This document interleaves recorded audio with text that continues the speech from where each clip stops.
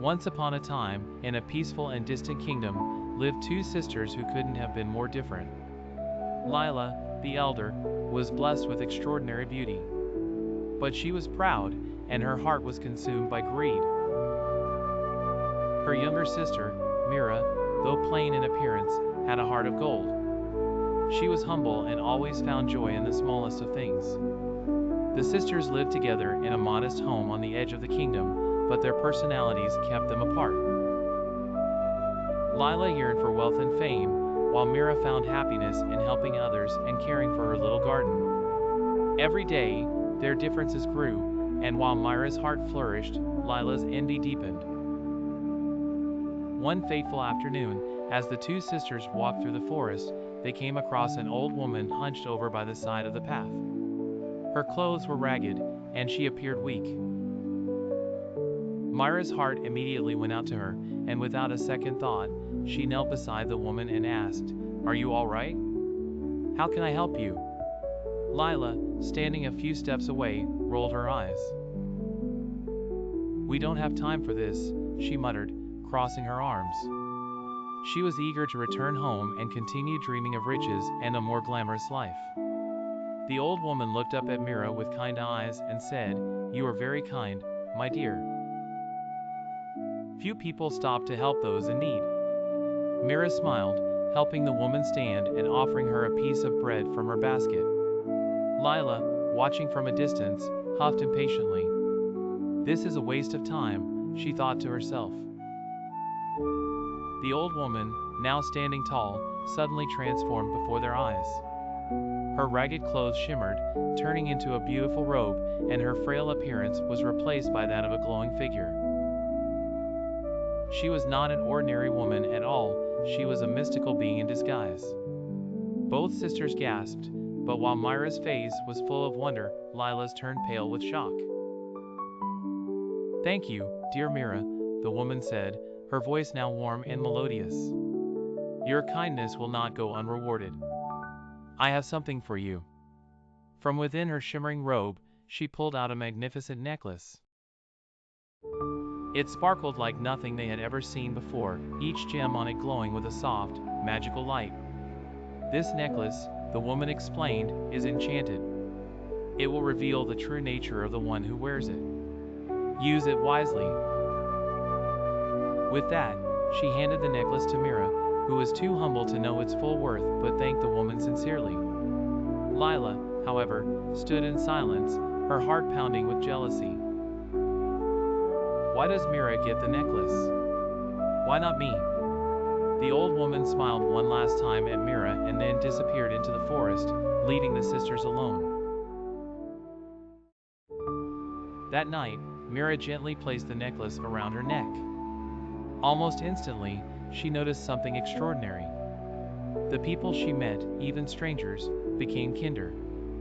Her humble cottage, though still simple, felt warmer, brighter.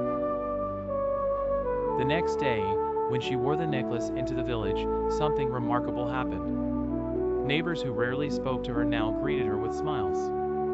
Even the animals seemed to respond to the gentle magic of the necklace. Lila, seeing the changes around Mira, burned with envy. "This should be mine," she thought. Mira didn't deserve such a gift. All she ever did was help people without expecting anything in return. What a waste of magic! Lila convinced herself that only she, with her beauty and ambition, was worthy of such a powerful object. One night, when Mira was fast asleep, Lila crept into her sister's room and stole the necklace. The next morning, Lila wore the necklace proudly around her neck, strutting through the village, expecting everyone to adore her as they had adored Mira. But instead of smiles, she was met with cold stares and whispers. No one seemed drawn to her like they had been to Mira. In fact, something strange began to happen. The world around Lila began to change. The colors seemed to fade, the warm sunlight felt harsh and cold.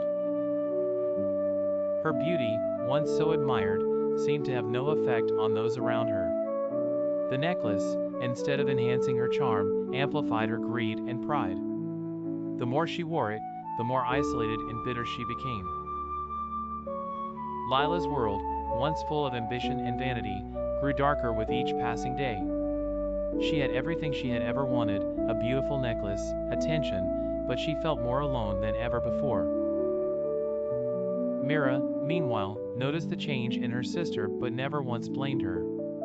She knew the magic of the necklace revealed a person's true nature, and she was saddened to see Lila falling deeper into darkness. Yet, Mira's kindness remained unchanged. Instead of being angry, she decided to help her sister. One evening, Mira approached Lila, who was sitting alone in the now cold and lifeless garden. "Sister," Mira said softly, "the necklace isn't bringing you happiness. Please, let it go." Lila, overwhelmed by her misery, burst into tears. For the first time in years, she let go of her pride and greed. "I thought this would make me happy," she sobbed. "I thought it would make me better than everyone else. But I was wrong." With trembling hands, Lila removed the necklace and handed it back to Mira. As soon as the necklace left her grasp, the world around her brightened, and the coldness that had surrounded her heart began to melt away. The next day, the village returned to its peaceful state. The warmth, kindness, and joy that had left with Mira's necklace came flooding back. Lila, now free from her jealousy, began to change. She worked alongside her sister, helping others in the village. For the first time in her life, she felt true happiness, one that didn't come from beauty or wealth, but from the joy of giving. In time, Lila learned that true beauty and happiness come from within.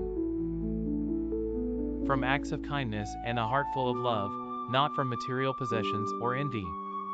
And while Mira continued to wear the enchanted necklace, Lila no longer cared. She had found her own magic, the magic of humility and compassion.